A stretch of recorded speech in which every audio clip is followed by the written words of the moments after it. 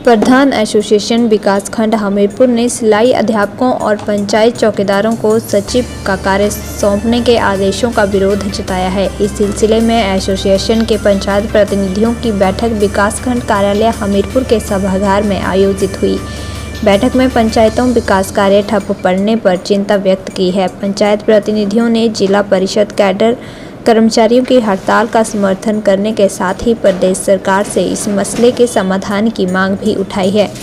बैठक में पंचायत प्रतिनिधियों ने दो टूक शब्दों में कहा है कि यदि पंचायत में विकास कार्यों के लिए लाया गया सीमेंट खराब होता है तो इसकी जवाबदेही पंचायत प्रधान की नहीं होगी। यदि कर्मचारियों की हड़ताल लंबी चलती है तो पंचायतों में विकास कार्य नहीं होंगे, जिससे सीमेंट भी बर्बाद हो सकता है। बैठक के बाद पंचायत प्रतिनिधियों ने एसडीएम हमीरपुर मनीष सोनी के माध्यम से प्रदेश सरकार को ज्ञापन भेजकर कर्मचारियों के पक्ष में निर्णय लेने की मांग की है। प्रधान एसोसिएशन विकासखंड हमीरपुर की उपाध्यक्ष उषा बिरला का कहना है कि सिलाई अध्यापक और पंचायत चौकीदार को सचिव के कार्यभार देना उचित नहीं है। पंचायतों में कर्मचारियों की हड़ताल की वजह से विकास कार्य भी प्रभावित हो रहे हैं। सरकार को कर्मचारियों के हितों में फैसला लेते हुए जल्द इस मसले का समाधान करना चाहिए। उन्होंने कहा कि हड़ताल के चलते विभिन्न पंचायतों में विकास कार्यों का सीमेंट यदि खराब होता है तो इसकी जवाबदेही पंचायत प्रतिनिधियों की नहीं होनी चाहिए। उन्होंने कहा कि कर्मचारियों की मांगे जायज़ हैं, जबकि पंचायत सचिवों का कार्य सिलाई अध्यापकों और चौकीदारों को दिया जाना बेहद ही गलत बात है। नमस्कार, मैं उषा बिरला, उपाध्यक्ष प्रधान एसोसिएशन विकासखंड हमीरपुर।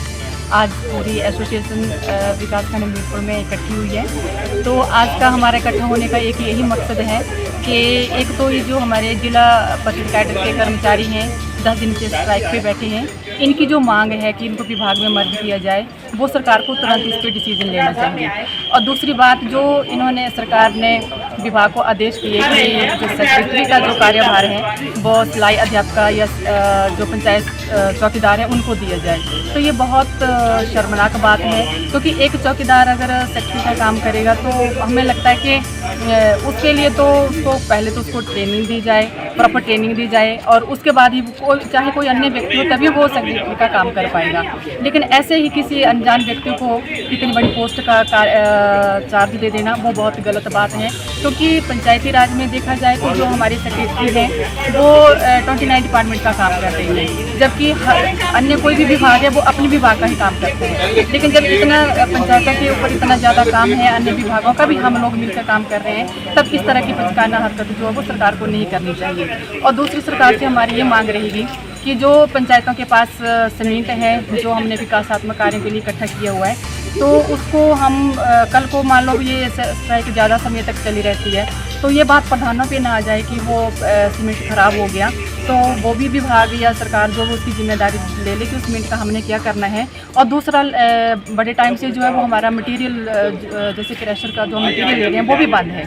मान लो अगर ये स्ट्राइक भी बंद हो जाती है तो फिर हमारा सीमेंट तभी यूज़ होगा अगर हमें प्रॉपर समय पे जो वो मटेरियल मिलेगा। तो जो क्रशर का जो जितना भी मटेरियल बंद है, सरकार को चाहिए कि उसको भी जल्दी से जल्दी जो उसको पंचायतों में पहुँचाना जो वो स्टार्ट कर दें। जितने भी हमारे इवेंट हैं वो टाइम से हमें सप्लाई दें। और आज हमारा सभी का यहाँ इकट्ठे होने का यही एक मकसद है कि जो जिला परिषद कैडर की कर्मचारियों की जो मांग है वो बहुत जायज़ है और लंबे समय से है।